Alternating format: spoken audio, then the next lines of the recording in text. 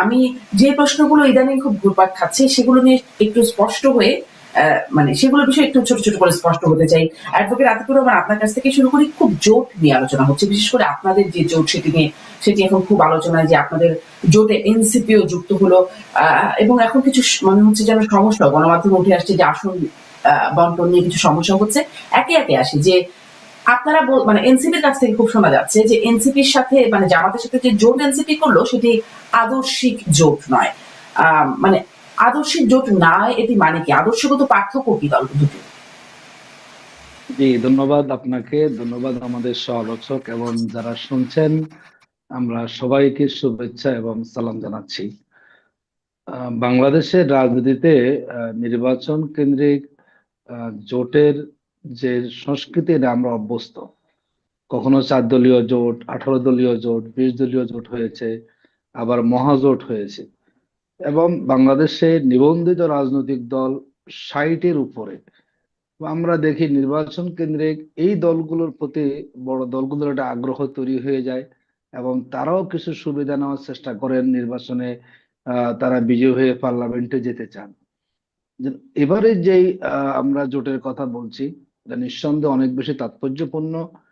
বিশেষ করে বিগত 6 মাস থেকে জামাত ইসলামী সহ সমমনা 8টি দল তারা একই প্ল্যাটফর্মে থেকে বিভিন্ন কর্মসূচি পালন করেছেন এবং একসাথে সমঝোতার ভিত্তিতে এক ব্যালট বক্সে ভোটের ব্যাপারে সেখানে তারা জনগণকে ধারণা দিয়েছেন।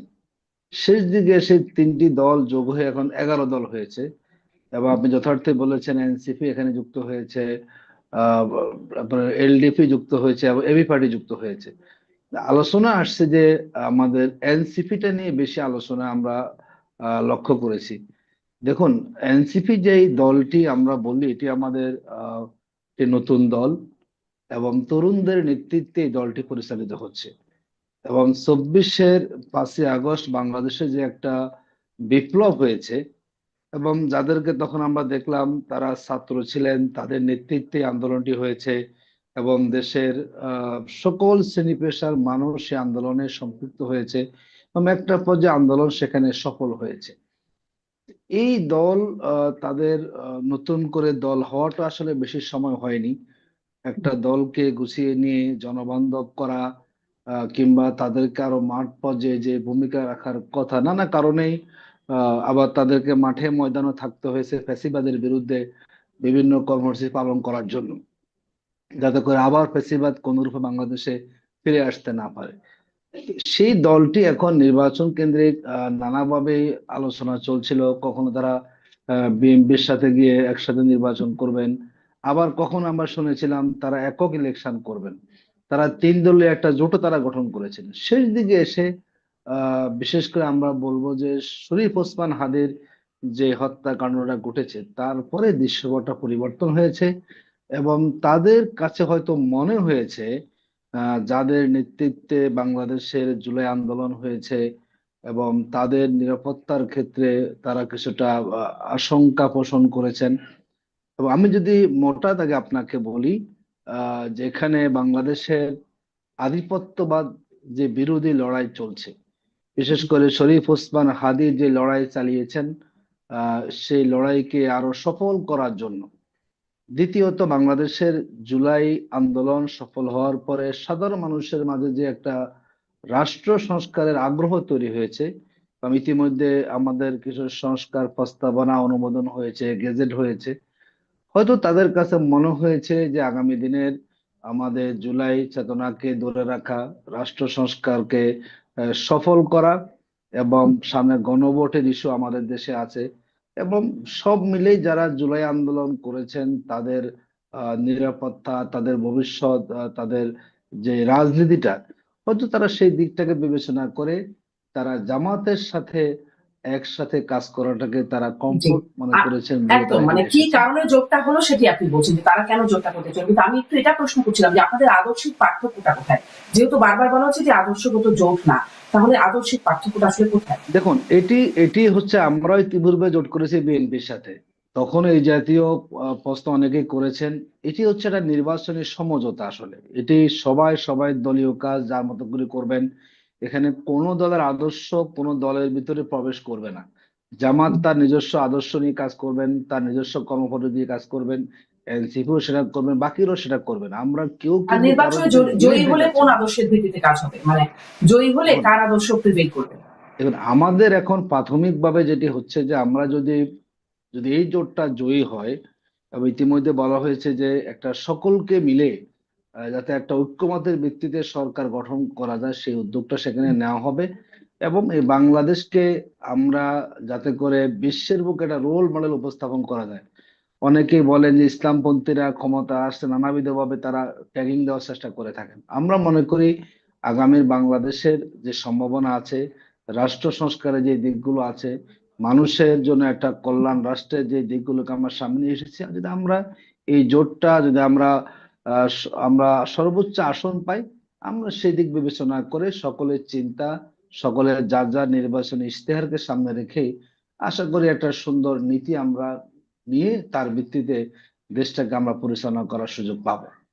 মানে নির্বাচনে জয়ী হলে তারপরে সেই নীতির কথা মানে চিন্তা করবেন? আমরা আগে আগে থেকে নির্বাচনে না? বৈতরণী আমরা পার হই, দেন আমরা তখন এই সরকারটা কিভাবে চলবে, আমরা কোন দিকগুলো অগ্রাধিকার দেব, তখন সেটি আশা করা যায় খুব অল্প মানে সময় যেমন নির্ধারণ ধরো করে তারেক আমরা রহমান সেটি বলছেন গ্রহণ আই করতে হ্যাভ এ পারবো। প্ল্যান, দেশে নেমেই বললেন আই হ্যাভ এ প্ল্যান। আপনাদেরকে আগে থেকে কোনো প্ল্যান নাই যে আসলে আদর্শিক বিষয়গুলো কিভাবে ম্যানেজ করবেন বা জোটগতভাবে কাজটা কিভাবে করবেন? এই প্ল্যানটাকে পরে করবেন? দেখুন, আমরা আমরা কিন্তু কোনো জোট এখনো বলছি না। এখানে 11টি দল এক হয়েছেন, তবে 11 হুম। দলের একটা ব্যালট বক্স হবে, যাতে বাকি 10টা দল তারা একযোগে সেখানে কাজ করবেন।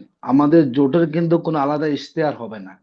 প্রত্যেকটা দল তার জায়গা থেকে সেখানে তার ইশতেহার দিবেন এবং তারা জনগণকে উদ্বুদ্ধ করবেন। এবং যারা সেখানে পার্লামেন্টে আসন বেশি পাবেন, সেখান থেকে হয়তো রাষ্ট্রের একটা প্রতিনিধিত্ব সেখানে যাবে। আমরা মনে করি 11 দলের যে অভিন্ন লক্ষ্য, আমাদের প্রথম লক্ষ্য হচ্ছে দেশ আমাদের সবার আগে, দেশটাকে ধারণ করি। আচ্ছা, এই এবং লক্ষ্যগুলো নিয়ে এই নিশ্চয়ই দেশটা আরো কথা বলার সুযোগ হবে, কিন্তু এটা বুঝলাম যে আপনাদের আলাদা ইশতেহার হবে না। আমি ডাক্তার আব্দুল তুষারের কাছ থেকে একটু শুনি যে জোট তো একটা মানে নির্বাচনের আগে আমাদের সবসময় নির্বাচনের গুলোর সময় আলোচনা হয়, এবার একটু বিশেষভাবে মনে হচ্ছে যেন আলোচিত যে আলাদা ইশতেহার হবে না। এবং পরবর্তীতে আসলে ঠিক করে দেশ চালানো হবে, যে ঐক্যমত ইত্যাদি কথা শোনা যাচ্ছে, যে আমাদের আমিরের কাছ থেকে আমরা এরকম একটা প্রস্তাবনা শুনেছি। আপনার কাছে আসলে কেমন মনে হচ্ছে এবারের জোটের সমীকরণটা? ভোটার হিসেবে আমি খুবই কনফিউজড, কেননা আপনারা নির্বাচন ঐক্য করেছেন। যারা ঐক্য করছে আর কি তারা বলছে যে তারা নির্বাচন ঐক্য করেছে, কিন্তু প্রত্যেক দলের আলাদা ইশতেহার আছে। তার মানে প্রত্যেক দল ভোটারদেরকে বলছে যদি তারা জিতে তারা কি করবে। এখন সেই ইশতেহারে কিছু মিল আছে, কিছু মিল নাই। তার মানে কিন্তু প্রত্যেক ডাক্তার দলের আব্দুল তুষার, অ্যাডভোকেট আতিকুর রহমান কিন্তু বললেন একটাই নাকি ইশতেহার হবে, না আপনি না না, খেয়াল করেছেন? উনি এটা বলেন না নাই। না না, উনি আমি বলেছেন আলাদা তার মানে বলছি। জোটের আমি একটা ভুল ইশতেহার বুঝেছি, হবে না, আমি দুঃখিত। জোটের আমি একটা দুঃখিত। ইশতেহার হবে না, আচ্ছা। প্রত্যেকের আলাদা আলাদা ইশতেহার আছে। সেই অনুযায়ী তারা ইশতেহার দিয়ে নির্বাচন করবেন, যার যার পরিকল্পনা তারা তুলে ধরবেন। এবং নির্বাচনে জিতে গেলে জোটের যত বেশি জিতবেন সবাই মিলে ঠিক করবেন যে কিভাবে পরে দেশটা চলবে। তো ভোটার হিসেবে আমি খুবই কনফিউজড। মনে করেন আমার এলাকায় এনসিপি দাঁড়ালো, আমি এনসিপি কে ভোট দিলাম, দেওয়ার পরে তাদের ইশতেহার পড়লাম, কারণ আমি তো আর আমার এলাকায় নিশ্চয়ই জামাতের ইশতেহার পড়বো না। কিন্তু তারপরে যখন ইলেকশন হয়ে গেল সবাই মিলে ঠিক করলো জামাতের ইশতেহার অনুযায়ী দেশ চলবে, সেটাই সবচেয়ে ভালো। তাহলে আমাকে সেটা মেনে নিতে হবে কেন? আমি তো এটা জানলে ধরেন এনসিপি কে ভোট দিতাম না হয়তো, তাই না? আমি তো এনসিপি কে ভোট দিয়েছি এনসিপির ইশতেহার অনুযায়ী দেশ চলবে এটা চিন্তা করে। তো এই জন্য ভোটার হিসেবে আমি মনে করি যেটা ভোটারদের জন্য অত্যন্ত একটি আহ ধোঁয়াশাপূর্ণ জায়গা। মানে সকলেরই হুম। আলাদা আলাদা বক্তব্য আছে, কিন্তু তারা একসাথে ইলেকশন করছে কেন? কারণ তারা আসলে ভোটার ভাগাভাগি করছে, আদর্শ কিংবা লক্ষ্যের কোনো মিল নাই। তাদের মিল হচ্ছে যার যেখানে ভোটার বেশি আছে সে সেইভাবে আরেকজনের সাথে হিসাব কিতাব করে আসন বিলি বন্টন করেছে।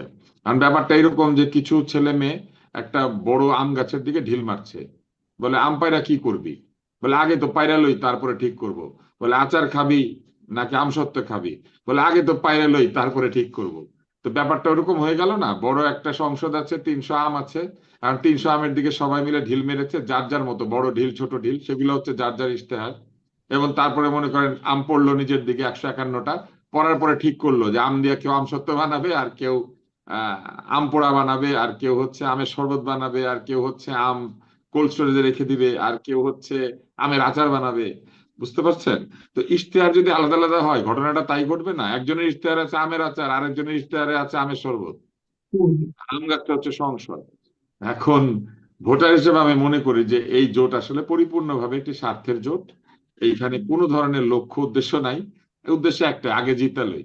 তো আমি অত্যন্ত শ্রদ্ধা রেখেই বলি যে আগে জিতে নেই, এইটা আসলে সঠিক না। জিতলে পরে আপনি কি করবেন সেটা আমাকে বলেন, তারপরে তো আমি ভোট দিব। আগে আমারে জিতান, এটা বললে তো হবে না। হুম। আমি ভোটার হিসেবে মনে করি আমাকে বলতে হবে যে জিতলে পরে আপনি কি করবেন। জিতলে পরে কি এনসিপি থেকে মন্ত্রী হবে? মন্ত্রী যদি হয় তাহলে কয়টা মন্ত্রী হবে? কিংবা তরুণরা আসলে কোন ধরনের শর্তের ভিত্তিতে এই জোটে যোগ দিয়েছে? এই জোটে আমি হ্যাঁ, আপনাকে দেখেন, বলি, ওলি তুষার, আহমেদ ধরেন সাহেব। আগেও যখন জোট হয়েছে, আমি তো একটু ছোট্ট প্রশ্ন করি যে আগেও যখন জোট হয়েছে, আগেই কি বলে দেওয়া হয় যে কয়টা মন্ত্রী হবে? এরকম তো আগে ডিক্লেয়ার হয় না। না, না, আগে বলে দেওয়া হয় না, কিন্তু এইবার হুম। এটাই জন্য আমরা জানতে চাই যে আমরা এনসিপির দুইটা মন্ত্রী দেখেছি আর কি। তা আমরা তো হুম। এনসিপির মন্ত্রীদের সম্পর্কে অভিজ্ঞ। এনসিপির আরো একজন মন্ত্রী ছিলেন যিনি পদত্যাগ করে ইয়ে তৈরি করেছেন, দলটা তৈরি করেছেন, হুম। এবং আমরা তাদের হলফনামাও দেখতে পাচ্ছি। তো সেই সব দেখে তো আমাদের মনে সন্দেহ যাচ্ছে। এনসিপি মন্ত্রী হবে জানলে আমি আপনাকে এখনই বলি আমি তাহলে ভোট দিব না। কারণ আমি মনে করি না যে আমার আমার আমাকে চালানোর মতো মন্ত্রিত্ব পাওয়ার যোগ্যতা এদের দলে কারো আছে। আমি একদম সরাসরি বললাম। তো এই জন্য আমি জানতে চাইছি, ভোটার হিসেবে আমি যে জি, কোনো প্রশ্ন করতে পারি। এইবার অনেক আসেন, ধন্যবাদ। আমি আপনার আরেকটা এই কথা প্রশ্নটা, একটু বলি। আচ্ছা আচ্ছা, শেষ করেন। জি। আরেকটা কথা আমি আপনাকে হুম। বলি, সেটা হচ্ছে আগেও এরকম হয়েছে। আগেও কিন্তু যখন হয়েছে তখন আদর্শের মিলে হয় নাই। ওই মন্ত্রিত্ব, ওই ভোটের হিসাব ওইভাবেই হয়েছে। জামাতে ইসলাম বিএনপির সঙ্গে নির্বাচন করেছিল এবং দুজন মন্ত্রী তাদের ছিলেন। এবং আপনি লক্ষ্য করবেন যে বিএনপির বিরুদ্ধে অনেক দুর্নীতির অভিযোগ ওঠার পরে জামাত ইসলাম বলেছে আমাদের মন্ত্রীরা দুর্নীতিমুক্ত ছিল, যা দুর্নীতি করেছে বিএনপির মন্ত্রীরা করেছে। এটা কিন্তু তারা বলেছে একাধিকবার যে তাদের মন্ত্রণালয় নিয়ে কোনো অভিযোগ ওঠে নাই, তাদের মন্ত্রণালয়গুলি সৎভাবে পরিচালিত হয়েছে, এবং সেই কথায় অনেকখানি সত্যতাও আছে। কিন্তু প্রশ্ন তো সেইখানে না। প্রশ্ন হচ্ছে এই যে এই জোট ধরেন হলো, মানে সরকারে গেল, মানে তাদের মধ্যে মন্ত্রী ভাগাভাগি হলো, তারপরে কি হবে? জামাত ইসলাম আবারও বলবে আমাদের মন্ত্রীরা ভালো, কিন্তু এনসিপির মন্ত্রীরা এই করেছে, ওলি আহমেদ সাহেবের মন্ত্রীরা এই করেছে, চরমোনাইয়ের এমপিরা মন্ত্রীরা এই করেছে। তা আমরা তো এই জিনিসের পুনরাবৃত্তি দেখতে চাই না। আমরা দেখতে চাই একটা নির্দিষ্ট আদর্শের ভিত্তিতে রাষ্ট্র এবং সরকার পরিচালিত হবে, এবং সেটা পছন্দ করব দেখে আমি তাদেরকে ভোটটা দিব। আমি কেন ভোট দিব এইভাবে যে আমি জানি না যে তারা আসলে জিতলে পরে কিভাবে দেশ চালাবেন। একদম একদম স্পষ্ট। ডাক্তার আব্দুল লতিফ স্যার, আপনার প্রশ্নটাই আমি অ্যাডভোকেট আতিকুর রহমান আপনার কাছে রাখি যে আপনারা আসলে নির্বাচনে জিতে আম সত্য বানাবেন না আমের শরবত বানাবেন, সেটি কেন, সেটি জনগণের কি জানার অধিকার নাই? দেখুন, বিশ্লেষণটা একজন একভাবে, এটাই স্বাভাবিক। আমি আমার রাজনৈতিক অবস্থান থেকে আমি আমার বক্তব্য দেব, তুষার ভাই ওনার জায়গা থেকে বক্তব্য দিয়েছেন। বাংলাদেশে তো আমরা এই অভিজ্ঞতা নতুন নয়। এবং দেখুন, আমরা যে 11 দল আছে, বিএনপির সাথে জমিয়ত উলামা ইসলাম আছে, আছে তো সেখানে, হুম। হুম। বাম দলও সেখানে আছে। যে আমাদের ক্ষেত্রে আপনি এই কোশ্চেনটা করতে পারেন, তো এই কোশ্চেন তো বিএনপি কে করার সেখানে সুযোগ আছে। দেখুন, আমি যদি বলি আমাদের জামাতের আমির তিনি বলেছেন তিনটা মৌলিক বিষয়ে যে দলগুলো একমত হবেন তারাই একসাথে একটা সমঝোতা ইলেকশন করবেন। তার প্রথম দিক হচ্ছে দুর্নীতির ক্ষেত্রে, মানে যেই দল নিজেরা দুর্নীতি করবেন না এবং তারা কাউকে দুর্নীতি করতেও দিবেন না। দ্বিতীয় বলেছেন যে আইনের ক্ষেত্রে আইন তার নিজস্ব গতিতে চলবে, আইনের ব্যাপারে কেউ কোনো ধরনের রাজনৈতিক হস্তক্ষেপ কেউ করতে পারবেন না। তৃতীয় বলেছেন যে সংস্কার প্রস্তাবনাগুলো তৈরি হয়েছে সেগুলো সুযোগ পেলে সবাই আন্তরিকভাবে দলগতভাবে সেগুলোকে বাস্তবায়ন করার জন্য প্রচেষ্টা চালাবে। তিনটা মৌলিক দিকে সামনে রেখেই তিনি আহ প্রস্তাব দিয়েছেন, এবং এই এই প্রস্তাবের ভিত্তিতে নতুন কিছু দল এসেছে, আরো কিছু দল তারা হয়তো আসতে চাচ্ছেন, নানা কারণে এখন এই সময়টা একই এখন বিষয় তো আসলে যাচ্ছে না। বিএনপি বা এর সাথে কেমন করে দ্বিমত, মানে দুর্নীতি, আইন নিজস্ব গতিতে চলবে বা সংস্কার, এগুলো তো আসলে এখন যারা রাজনীতি করছে সব দলই তো এই একই রকম মানে কথা বলছে অন্তত মুখে। এমনকি যদি আমরা প্রতিটা সরকারের কথা চিন্তা করি, তারাও অন্তত এটা মুখে অনেকবার বলেছে যে দুর্নীতি হবে না, আইনের শাসন বা আইন নিজস্ব গতিতে চলবে, এগুলো তো সবাই বলেই। দেখুন, আমি যদি আপনাকে বলি, বাংলাদেশে তো ইতিপূর্বেই জাতীয় পার্টি ক্ষমতা এসেছেন, মানুষ তাদের শাসনও দেখেছে। আওয়ামী লীগের তো আমরা দেখে দেখে মোটামুটি ক্লান্ত হয়ে পড়েছি, বিএনপিকেও দেখেছে। এবং এখন জামাত ইসলামী সহ যে 11 দলের একটা আমরা সমঝোতা করেছি, এই দলগুলো কিন্তু আমরা একবার কখনো আমরা ক্ষমতা আসেনি। শুধুমাত্র জামাত ইসলামী বিএনপির সাথে 4 দলীয় জোটে 2 জন মন্ত্রী আমাদের ছিল। ওই অবস্থায় যখন বাংলাদেশ বারবার দুর্নীতির চ্যাম্পিয়ন হচ্ছিল, তখন কিন্তু আমরা প্রমাণ করেছি না, এই দুর্নীতির মধ্যে আমরা থেকেও কিন্তু আমরা নিজেরা দুর্নীতিগ্রস্ত আমরা হয়ে যাইনি। মানে দেশের মানুষের মধ্যে একটা আস্থা তৈরি হয়েছে যে আপনি দুর্নীতি মুক্ত বাংলাদেশের কথা মুখে আপনি বলবেন, কিন্তু যদি দলটাই আপনাদের দলীয় সিস্টেমটা হয় দুর্নীতির মধ্যে নিমজ্জিত, সেখানে আসলে আপনি কখনো দুর্নীতিমুক্ত বাংলাদেশের কথা বলবেন তা কখনো বাস্তবায়ন হবে না। কিন্তু ডাক্তার বিশেষ আব্দুল করে তুষার যেটি আমাদের বলছিলেন, যেটি ডাক্তার আব্দুল তুষার বলছিলেন যে অন্যান্য মন্ত্রীরা অন্য দলের থেকে যদি মন্ত্রী হয় বা এমপিও যদি হয়, তারা যদি দুর্নীতি করেন, আপনারা তো সেই দায় নেবেন না, যেমনটি ওই 4 দলীয় জোট সরকারের সময় নেন না। দেখুন, একটা সরকারে যারা সবচেয়ে বড় অংশ থাকে তাদের দায়টা বেশি থাকে। এখন ধরুন আপনি একটা সংসারে যদি 10 জন সন্তান থাকে, সবাই কি একরকম হবে বলুন আপনি? কখনো হয় না। এখানে এক একজন এক এক বয়সের অধিকারী, আপনি সবাইকে এক পাল্লা কিভাবে নিয়ে আসবেন আপনি? একজন বাবা চাইলেও কিন্তু সব সন্তানকে একরকম তৈরি করতে পারেন না। দু এক জায়গায় সেখানে ঘাটতি তৈরি হয়ে যাবে। কিন্তু রাষ্ট্র যখন আন্তরিক হবে, যারা পাওয়ারে আসবেন, যদি সেই শক্তি মনে করে না আমি রাষ্ট্রে কোনো দুর্নীতি করতে দেব না, যদি তারা যদি মূল পাওয়ারে চলে আসেন, নিঃসন্দেহে তার পাশে যারা থাকবেন তারা সে সাহসটা করবেন না। কিন্তু আমরা যখন ছিলাম তখন তো আমরা মূল পাওয়ারে নাই।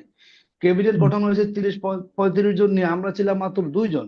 সেই 2 জন কি করে পুরো ক্যাবিনেটকে নিয়ন্ত্রণ করবেন তা তো আসলে সম্ভব না। যদি আমরা পাওয়ারে আসি তখন আমরা প্রমাণ করব না আমরা আগে 2 জন ছিলাম, পারিনি, এবার আমরা সংখ্যাধিক্য আছি, আমরা যেভাবে বলবো বাংলাদেশটা সেভাবে চলবে। সুতরাং পাওয়ার যদি আমরা আসি, আমরা মনে করি যে কমিটমেন্টের কথা আমরা এখানে দিচ্ছি এটি আমরা বাস্তবায়ন করতে পারবো। আর নেক্সট হচ্ছে যখন সংস্কার নিয়ে, আমরা বিগত সময়ে দেখেছি যে সংস্কার কমিশনে নিয়ে বাংলাদেশের মানুষ এখন আস্থাশীল আছে যে 11 দল যে তারা যে সমঝোতা করছেন, যদি তারা সুযোগ পান জনগণের ম্যান্ডেট নিয়ে, তাহলে নতুন রাজনৈতিক বন্দোবস্তের জন্য যে সংস্কার প্রস্তাবগুলো এসেছে তারা সেগুলো আন্তরিকভাবে বাস্তবায়ন করবেন, মানুষ সেই প্রত্যাশাটা পোষণ করে। যার জন্য আমরা মনে করি আমাদের এই সমঝোতা খুব স্পষ্ট, আমরা নির্বাচন করে জনগণের ম্যান্ডেটকে আমরা আমাদের পক্ষে নিয়ে এসে একটা সুন্দর আগামীর বাংলাদেশ কি করে গঠন করা যায় তার জন্য আমরা সবাইকে নিয়ে একসাথে আমরা কাজ করতে চাই। জি, জি, আপনি বলছেন 2 জন কি করে নিয়ন্ত্রণ করবে, কিন্তু 2 জন কোনো প্রতিবাদও করেন নাই আর কি সেই সময়, এই জন্যই হয়তো প্রশ্নটা প্রতিবাদ করা হয়েছে, করছেন। সে প্রতিবাদ তার বাইরে আসবে না, সে প্রতিবাদ যার জায়গা থেকে করা হয়েছে। দেখুন, আমি যদি আপনাকে বলি, আমাদের যখন 2 জন মন্ত্রী ছিলেন, মাওলানা মতিউর রহমান নিজামী যখন ছিলেন কৃষি মন্ত্রণালয়, যতটুকু আমরা জেনেছি, দেখুন সেই কৃষি মন্ত্রণালয় জামাত জানেন তো না, এবং এবং তিনিও জানতেন না, না জেনে ওনারা কিন্তু মন্ত্রণালয় পরিবর্তন করে দেয়। এই ছিল বাংলাদেশের অবস্থা।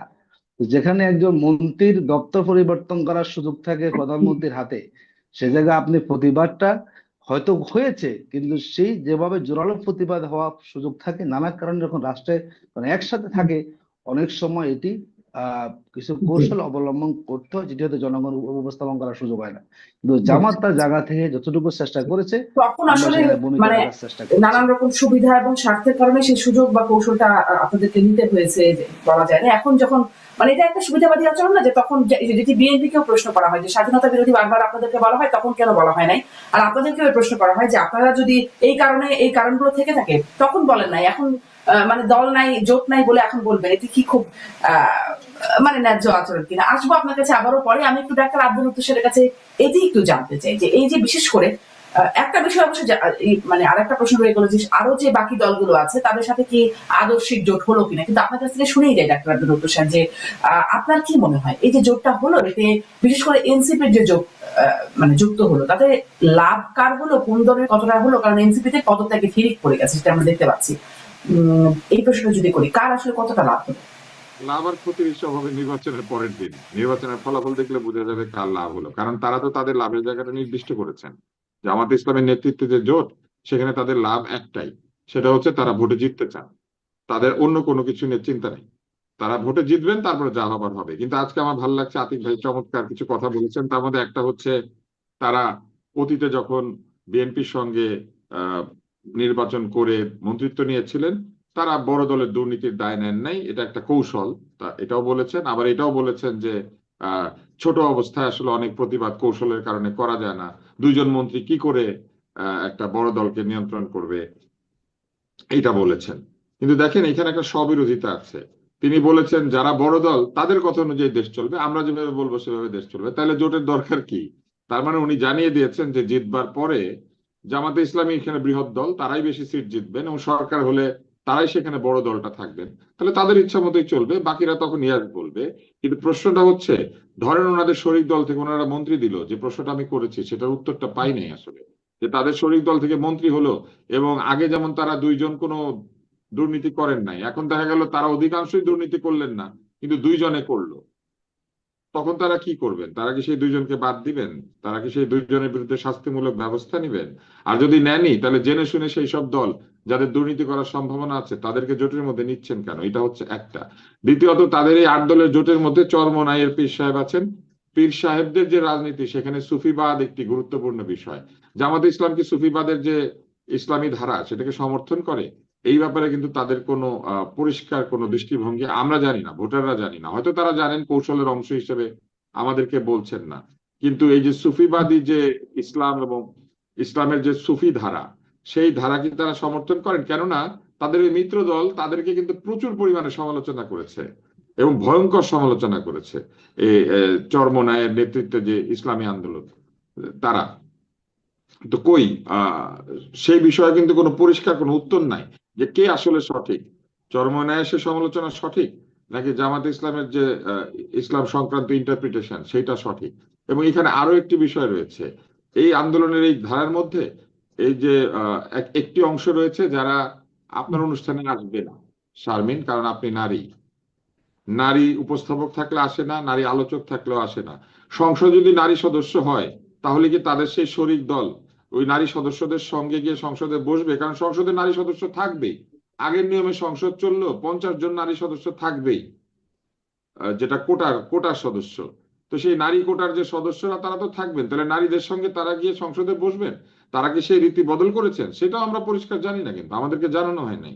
এবং আরো একটা বিষয় রয়েছে, আপনি একটা মজার জিনিস বলেছেন যে এনসিপি থেকে বহু লোক দলে দলে পদত্যাগ করছে, তার মানে এমন একটা দল তাদের সঙ্গে যুক্ত হয়েছে যে দলের একটা বিরাট অংশ তাদের দলের সেই অবস্থানকে সমর্থন করে না, নইলে তারা এখন কেন পদত্যাগ করছে, আগে কেন করে নাই? এবং এই দলটির গতি প্রকৃতি আপনি দেখেন, প্রথমে তারা জামাতকে ভয়ঙ্কর সমালোচনা করেছে এই দলটি, তারপরে তারা কি করেছে, তারাকে 3 দলীয় জোট তৈরি করেছে, তারপরে তারা কি করেছে, তারা বিএনপির সঙ্গে দর কষাকষি করেছে, তারপরে তারা জামাতে ইসলামের এই জোটে যুক্ত হয়েছে। এবং আতিক ভাই আরো একটি কথা বলেছেন, নিরাপত্তা জনিত কারণে। নিরাপত্তা দিবে সরকার, ভোটে যেই জিতুক সেই নিরাপত্তা দিতে বাধ্য, সকলকে, বাংলাদেশের সকল নাগরিককে নিরাপত্তা দেওয়ার শপথ নিতে হবে, ভোটে যে জিতুক তাকে এবং যারা জিতবে না তাদেরকেও। কারণ তারা যদি সংসদে যায় বিরোধী দল হিসেবে, তাদেরও দায়িত্ব হচ্ছে জানমালের নিরাপত্তা নিশ্চিত করার জন্য যথেষ্ট পরিমাণে আইন প্রস্তুত করা, চাপ সৃষ্টি করা, সংসদে কথা বলা। তাহলে নিরাপত্তার প্রয়োজনে জামাতের জোটেই বা যোগ দিতে হবে কেন, অথবা বিএনপির জোটেই বা যোগ দিতে হবে কেন? নিরাপত্তা কি তাহলে কোনো দল দিচ্ছে এখন বাংলাদেশে? সরকার দিচ্ছে না, রাষ্ট্র দিচ্ছে না? নিরাপত্তার প্রয়োজন জিনিসটা আমি বুঝিনি। নিরাপত্তাটা আসলে কি? কার কাছ থেকে কে নিরাপদ হবে? আওয়ামী লীগ বাংলাদেশে নাই, আওয়ামী লীগ পালিয়ে গিয়েছে। যদি কেউ নিরাপত্তার অভাব তৈরি করে সেটা তো তৈরি করবে আওয়ামী লীগ।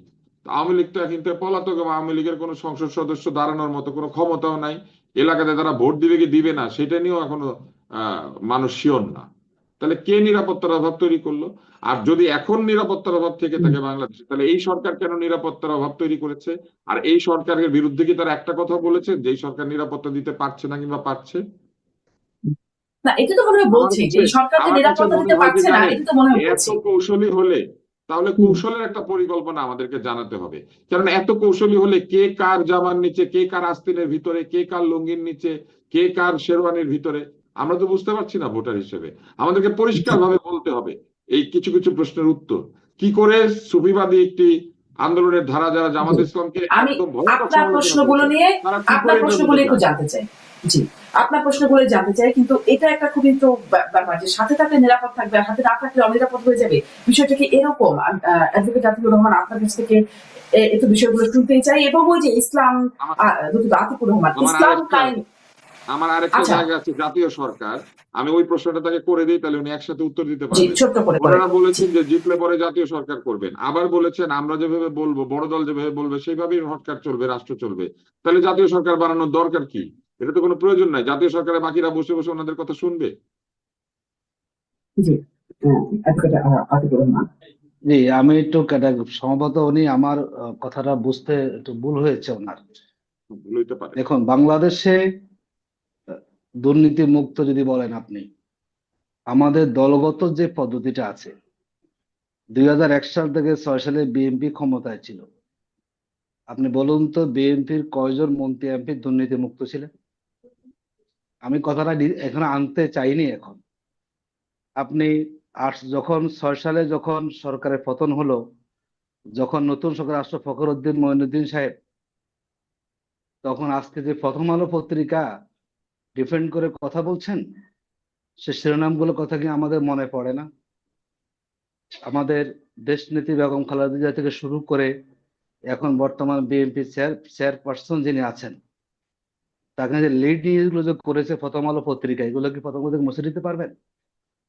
আমরা বলেছি, যারা সরকারে থাকবেন, যদি সরকারের মূল জায়গায় যদি তারা মনে করেন যে আমরা দুর্নীতি করব না, তাহলে তার সাথে সবাই একই ফর্মুলা যাবে। আমি এটা বুঝাতে চাইনি যে আমি প্রধান হয়ে যাব।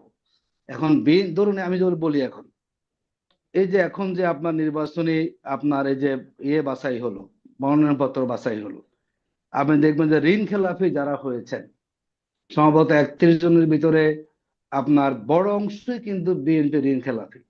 তো যারা এখন 1700 কোটি টাকা ঋণে আছেন, যারা 800 কোটি টাকা ঋণে আছেন, আর তারা যখন আবার নির্বাচনে এসে এমপি হয়ে যাবেন, তারা বুঝে নিচ্ছেন যদি আমি একবার এমপি হতে পারি, তাহলে কোনো না কোনো ভাবে সরকারি মেকানিজমে গিয়ে আমার এই ঋণ খেলাপির দায় থেকে মুক্তি পাওয়ার সুযোগ আমি পেয়ে যাব।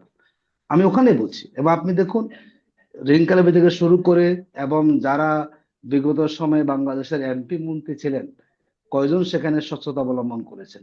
আমি ওখানে বলেছি, সরকারের যদি মূল নীতি নির্ধারক যারা থাকবেন, তারা যদি মনে করেন যে আমরা নিজেরা দুর্নীতি মুক্ত হব না, আমার দল, দেখুন আমি যদি আপনাকে ক্যাটাগরিক্যালি বলি, আমাদের জামাত ইসলামের আমির ওপেন ডিক্লার দিয়েছেন আমাদের হলো আপনার সোহরাওয়ার্দী উদ্যান। এখন পর্যন্ত বাংলাদেশের যারা ক্ষমতা আসতে চাচ্ছেন, তারা কেন এই সাহসটি করেন নাই? আমরা বলেছি দুর্নীতি মুক্ত হলে আগে এমপিরা দুর্নীতি মুক্ত হবেন। এবং সেই প্রথম কথা বলেছেন যে আমাদের কোন এমপিরা কোন সরকারি কেউ কোনো গাড়ি নেবেন না, কেউ যারা হবেন কেউ কোনো সরকারি প্লট নেবেন না। এবং এমপি কোটায় যে অনুদানগুলো আসবে, কোনো এমপি নিজে খরচ করবেন না, তিনি এগুলো পুরো টাকাটাই তিনি সেগুলো জনগণে বন্টন করে দিবেন। তার মানে আপনি এমপি হয়ে যে সুযোগ সুবিধা পাওয়ার, আপনি দল থেকে মনোনয়ন নিচ্ছেন কোটি টাকা খরচ করে দিয়ে, আপনি সেটা কোথা থেকে সেটা আপনি পাবেন বলেন? তার মানে উনি মনে করেন যে আমি টাকাটা ইনভেস্ট করলাম, যদি কোনোভাবে আমি একবার এমপিটা হয়ে যেতে পারি, এর 100 গুণ আমি আদায় করতে পারবো। যে দলগুলো সিস্টেমের মধ্যে আছে হলো দুর্নীতিকে সুযোগ করে দেওয়া, সেই সিস্টেম তো ইসলামী দলগুলোর ভিতরে নাই। আমি ঢাকা 11 জামাতের প্রার্থী ছিলাম, এখন জোটগত কারণ আমাকে ছেড়ে দিতে হয়েছে। আমাকে তো দলকে ম্যানেজ করতে হয় নাই, আমি তো টাকা দিয়ে নমিনেশন নেওয়া লাগে নাই, কোনো বাণিজ্য সেখানে আমার করতে হয় নাই। তা আমি বলতে পারি, হ্যাঁ, যদি আমি কখনো সুযোগ পাই, যদি আমার দল আমার থেকে কোনো দলকে ম্যানেজ করতে হয় নাই, সুতরাং আমি যদি এমপি হই, সুতরাং এমপি হলে জনগণের বরাদ্দের টাকা দিয়ে আমার যে ঘাটতি মেটানোর যে সুযোগ, সেটি কখনো আমার প্রয়োজন হবে না। আমি সেখানে বলছি কিন্তু এখন সিস্টেমটা যে আপনার অনেকে আপনাদের জোটে যারা আছে তারা আগেই ঘাটতি মিটিয়ে যাচ্ছে, আগেই ঘাটতি শোনেন, মিটিয়ে নিচ্ছে, যেমন জনগণের আপনি কাছে এটা আমাকে টাকা শেষ করতে নিয়ে। দেন। দেখুন, জি, শোনেন, এখানে আমাদের যারা জোটে আছেন, এখানে জামাত ইসলামী এর আগে পার্লামেন্টে ছিলেন, বাকি যে দলগুলো আছেন দলগুলো কেউ কিন্তু পার্লামেন্টের আগে প্রতিনিধিত্ব করেন, কিন্তু আমরা তার আশা নিয়ে বাঁচতে হবে। এখন আপনি আগামী দিনে কি হবে, যে আপনি সেই প্রশ্ন আমাকে ছুড়ে দেন যে আগামী দিনে মন্ত্রী হলে দুর্নীতি করলে আপনি কি করবেন, আমরা ওই পর্যায়ে আসি। যদি আসার আগে আপনি আমাকে বেরিয়ে দিয়ে দেন, সেটা কখনো যুক্তিগত। আমি আমি একটু আপনাকে দেখুন, না কেন, আমাদের যে এটাই তো আসলে ইশতেহার যে আসার আগে আপনাকে জানাইতে হবে যে আপনি আসলে কি করবেন। হ্যাঁ, তাছাড়া আমরা আপনাকে জানাবো। অদেখা, এখনো আপনাকে দেখি নাই, এখনো কি করে এখনো আপনাকে বিশ্বাস করবো? এখনো এখনো সময় শেষ হয়ে যায় না, একটু ওয়েট করেন আপনারা। আমাদের জোটটা পাকাভুক্ত হোক, আসনগুলো সম্ভবত নিশ্চিত হোক, নিশ্চিত আপনি জানবেন যে 11 দল তাদের লক্ষ্যটা কি, তারা কোন লক্ষ্যকে নিয়ে তারা মাঠে যাবে, তারা জনগণকে কি বিষয়গুলো বলবে। আমাদের 11 দল এত রাজনৈতিকভাবে দেউলিয়া হয়ে যায় নাই। আমরা ভোটের মাঠে যাব আর জনগণকে আমরা পরিষ্কার করে বলবো না আমরা কি চাচ্ছি, এতটুকু দেউলিয়াপনা আমি মনে করি 11 হয়ে যায় না। আমি তো আপনাকে আরেকটু জি। বলি, আমার তুষার ভাই বলেছেন যে নারী আসনে পার্লামেন্টে নারীরা যাবেন না কেন। উনি মনে হয় ভুলে গেছেন কেন জামাত যখন পার্লামেন্টে ছিলেন আমি তখন জামাতকে বলি নাই জামাতের ভাই, নারী এমপিরা জামাতকে বলি না, পার্লামেন্টে আপনাদের গিয়েছেন। আপনাদের জোটের মধ্যে একজন আছে, একটা দল আছে যারা টক শোতে নারী আলোচক থাকলে বন্ধু যায় না। ওদেরকে নিয়ে আচ্ছা আপনারা সংসদে যাবেন আচ্ছা কিভাবে? যাও নারী থাকবে না তুষার আপনাদের ভাই, সংসদে? আমরা আর আপনাদের জন্য আমরা নারী যাচ্ছি, প্রার্থী কতজন? আমরা শুনে আমরা যাচ্ছি এগুলো শুনেন, নানাবিধ আছে তো ক্ষমতা, রাজনীতি কিংবা রাষ্ট্র পরিচালনা, অনেকে তো দূরে আছেন। তো এটি যখন আসবে অনেকেই অনেক ধরনের চিন্তা পরিবর্তন হয়ে যাবে, এটি আপনি আগ বাড়িয়ে নেতিবাচক নিতে চাই না। আমরা মনে এই দেশের নারী পুরুষ যার যেখানে আছে, নারীরা তার স্বাধীন স্বকীয়তা নিয়ে, তার যে আত্মমর্যাদা আছে নিয়ে, আমরা তো মনে করি না যে এই যে নারীদের ঘরে বন্দি করে রাখতে হবে। আমরা মনে করি নারী তার যে সুযোগ থাকবে, তার কর্মের প্রয়োজনে, তার জীবিকার প্রয়োজনে, তার যে স্বাধীনতা, তা বোধে সব কাজ করতে পারবেন। আমরা কখনোই ধারণা পোষণ করি না যে নারী মানে তাকে পুরো ঘরে বন্দি করে রাখতে হবে। দেশের অর্ধেক শ্রেণী জি, মানুষকে আপনি আপনি ঘরে বলছেন যে বন্দি করে চিন্তা রেখে পরিবর্তন কখনো হবে, বাংলাদেশ মানে করতে পারবেন না। ভবিষ্যতে হবে, এটা নিয়ে আমাদের আস্থা রাখতে হবে। এখনো পর্যন্ত হয়েছে বলে আমরা জানি না। আমি সাথে সাথে এই প্রশ্নটা করছিলাম আপনার কাছে যে আপনাদের জোটের নারী প্রার্থী কতজন? মানে নারীরা কি আপনাদের কথায় বাইর হবে, আপনারা এলাও করলে তাহলে নারীরা যাইতে পারবে, মানে বিষয়টা কি এরকম জায়গায় না না, পৌঁছেছে? আপনি আমার ব্যাখ্যাটা বুঝতে পারেননি। এই আমরা জন্যই আমি বলছি যে জিজ্ঞাসা করছি। ইসলামী শরিয়া যতটুকু একজন নারীকে এলাও করে, ততটুকু আমরা নারীকে সামনে নিয়ে আসছে। একজন নারীকে তো ইসলামী নীতিমালার বাইরে আপনি আনতে পারেন না। দেখুন জামাতের যারা নারীরা করছেন তারা সাক্ষাৎ করেছেন না, তারা পর্দা প্রসূতা মেনটেন করে তারা সেখানে কি করেছেন, তারা ডেডিকেশন ফেস করেছেন। এবং যদি আমরা সংসদে যাই, আমাদের নারীরা সে স্বাধীনতা পার্লামেন্টে যাবেন। তা জি, আমরা কি জি, বলি জি। যে আমরা সেই কাউকে পর্দাপ্রসিতা পাঠাতে হবে? মেনটেন করে যদি প্রার্থীও হতেন তাহলে হয়তো আমাদের এই প্রশ্নগুলো আর আমার আসতো সব না। হবে, হ্যাঁ। একটা ওই যে ইসলাম, আপনারা শরিয়ার কথা বলছেন, আপনারা আসলে কোন ইসলামটা বাস্তবায়ন করবেন? মানে আপনাদের ইসলাম নাকি ইসলামী আন্দোলনের যে ইসলাম, যারা আপনারা ক্ষমতায় আসলে ইসলাম ধ্বংস হয়ে যাবে এরকম কথা বলে, কোন ইসলামটা আসলে থাকবে যখন মানে জোটটা ক্ষমতায় যদি আসে? আপনার এই প্রশ্নের মধ্যে কিন্তু সমস্যা আছে। কোন ইসলাম? মানে ইসলাম আপনি তো একটাই। আপনি ইসলামকে ডিভাইশন কেন করছেন? না, আপনাদের আপনাদের কথা শুনে আপনাদের তো বলছি। আপনি কোশ্চেনটা আপনাদের কেন আমাকে বলেন? মিত্র দলগুলির ইসলাম মধ্যে কি একটি ভিন্ন দল আছে? আছে, আপনাদের ইসলাম ইজ মিত্র দলগুলির দা মধ্যে একটি দল কমপ্লিট আছে কোড অফ যারা এটা লাইফ। ইসলাম বলেছে। সবার জন্য সমান। আমরা কি আলাদা ইসলাম পালন করি? এই কোশ্চেনটা তাই তো একটা হলো মনে হয়। কোশ্চেন। না মানে ইসলাম না কোরআন আসলে কি আতিক ভাই, আলাদা আছে? আতিক ভাই, কোরআন কি আপনাদের আলাদা? মিত্রদের মধ্যে একটা একটা নবী কি দল আছে। আলাদা? না, আসলে নবী কি আপনাদের আলাদা? আপনাদের আমরা মিত্রদের মধ্যে সবাই একটা দল আছে। এক ইসলাম মানি, আমরা সবাই এক কোরআন মানি। Islam is the complete code of life. এই কোড অফ লাইফ কে ফলো করে আমরা সবাই মানি। এখানে জামাতের ইসলাম আলাদা, অমুকের ইসলাম আলাদা, এটি করে ইসলামকে এক ধরনের কটাক্ষ করে। কটাক্ষ কখনো না করা না না উচিত না, নয়। আপনি আপনি বিষয়টা আমি আপনাকে বলি, আপনাদের মিত্রদের বিষয়টা আমি মধ্যে ভালো করে দল বুঝতে আছে পেরেছি। যারা আপনারা একটা আপনাদেরকে নেগেটিভ কটাক্ষ দাঁড় করেছে। করাচ্ছেন যে আপনাদের শর্মা মিত্রদের মধ্যে এরকম, একটা আমরা দল আছে এরকম। যারা ইসলামে আপনাদেরকে কটাক্ষ করেছে। ইসলাম নিয়ে কোনো কম্প্রোমাইজ নেই। আপনি মাফ এক করবেন, ধরনের আসলে ন্যারেটিভটা আমরা একজনের দাঁড় করাচ্ছি কি, আমরা দাঁড় করাচ্ছি কি, কারণ কি আমি ওই প্রশ্নটা মানে আমি একদম কোট করে বলতে পারি। ইসলামী আন্দোলনের পক্ষ থেকে আপনাদেরকে বলা হয়েছিল যে যদি কমিউনিস্টরা কখনো মানে কোনো দেশ দখল করে সেই দেশেও ইসলাম আসতে পারে, কিন্তু জামাত যদি কোনো দেশ দখল করে তাহলে কখনোই ইসলাম সম্ভব না। মানে তাদেরকে নিয়ে জোট আপনি করেছে সেই কোশ্চেন ওনাকে সেই ডেকে দলের করেন। প্রধান, কিন্তু আপনি সে তারা সেই তো কোশ্চেন আপনাদের জোটে, ওনাকে তারা তো ডেকে আপনারা আপনাদের সেই সাথে কথা সমঝোতা। বলবেন না, আপনারা তার সাথে আমরা কি ইলেকশন সেই করছেন, কথা তাকে জিজ্ঞেস বলেছি? করবেন না? আপনি সে কথা ওই দল নেতাকে বলেন। আমি কেন অ্যান্সার দিব সেটা? আমাদের কারণ আপনারা কর্তব্য জোট বলে না করেছেন, সেটা। কারণ আপনারা একই আদর্শের, বলছেন ইসলাম এক, কিন্তু তারা বলছেন আমরা আপনাদের শুনুন, আলাদা, আমরা আপনারা ধ্বংস বারবারই করবেন। বলি, এই এই যে হচ্ছে একটা রাজনৈতিক সমঝোতা, আমরা একসাথে ইলেকশন করব। প্রত্যেকটা দলের নীতি গঠনতন্ত্র তার জায়গা থেকে আলাদা আলাদা আছে, এবং কেউ কারো দল বিলুপ্ত করে এখানে আসে নাই। আমরা দেখলাম যে দল বিলুপ্ত করে বিএনপিতে যোগ দিয়েছে। এখানে সবাই দলের জায়গায় ঠিক আছে। সেখানে প্রত্যেক দল তার মতো করে তারা প্রোগ্রাম করবেন, শুধুমাত্র রাজনৈতিক একটা লক্ষ্যকে সামনে রেখে আসল সমঝোতা এখানে হয়েছে। তার সাথে আপনি সব একসাথে গুলিয়ে ফেললে এই জন্যই এটার তো আসলে প্রশ্নটা আলোচনাটা করছিলাম। বিনিময় সেখানে চলে আমার যাবে। মনে হয় ডাক্তার আব্দুল তুষার একটু স্পষ্ট করবেন এই বিষয়ে। আমি শুধু এই জন্যই আমি এই প্রশ্নটা করছিলাম যে যেহেতু আপনারা একসাথে মিলছেন, আদর্শ মিলছেন, এখন আদর্শগত জায়গায় যে পার্থক্যের জায়গাটা আমরা শুনে আসছি যে আপনারা আসলে ইসলাম ধ্বংস করছেন, মানে জামাত ইসলামী যেটা তাদের অভিযোগ, আবার আপনি বলছেন ইসলাম তো একই। যদি একই হয় তাহলে আপনারা ধ্বংস করছেন তারা রাখছেন, এরকম বক্তব্যটা আসে কেন? তখনই তো আমাদের মধ্যে সন্দেহ তৈরি হয়। তো যদি ডাক্তার আব্দুল তুষার আপনি স্পষ্ট করতে পারেন আপনি কি বুঝলেন, আমরা মানে শেষের দিকে একদম। আমি ভোটার হিসেবে বুঝতে পারি নাই এই জন্য যে দেখেন, ইসলাম সবার জন্য এক। যদি তাই হয় তাহলে এনসিপির প্রার্থী যারা নারী প্রার্থী তাদের জন্য এক, তাহলে এনসিপি নারী প্রার্থীরা পর্দা পালন না করে, ইসলামের শরিয়া পালন না করে তারা এসে জামাতে ইসলামের সাথে ভোট ভাগাভাগি করছেন। জামাতের ভোটাররা তাহলে তাদেরকে ভোট দিবেন, তো তাহলে কেন ভোট দিবেন যারা শরিয়া পালন করে না তাদেরকে? এটাই আমি বুঝতে পারছি না। আমি এইটাই বুঝতে পারছি না। আমি কিন্তু একমত যে ইসলাম অবশ্যই সবার জন্য এক, কিন্তু তাদের মিত্রদের মধ্যে একটি দল আছে যারা বলেছে যে তাদের ইসলাম আর এই ইসলাম একরকম নয়, দুই রকমের ইন্টারপ্রিটেশন, দুই রকমের ব্যাখ্যা। এটাই তো আমাদের মানে আমাদের যে দ্বিধাদ্বন্দ্বের কারণ আমরা তাহলে কি বুঝবো যে এমনিতে যারা বাইরে ভয়ঙ্কর ভাবে জামাতে ইসলামের সমালোচনা করে শুধু ভোটের জন্য তারা এক হয়ে গেল, অথবা যারা শরিয়া মানে না, যারা পর্দা করে না, তারা এই দলের মধ্যে এসে জামাত ইসলামের ভোটারদের ভোট পাবে?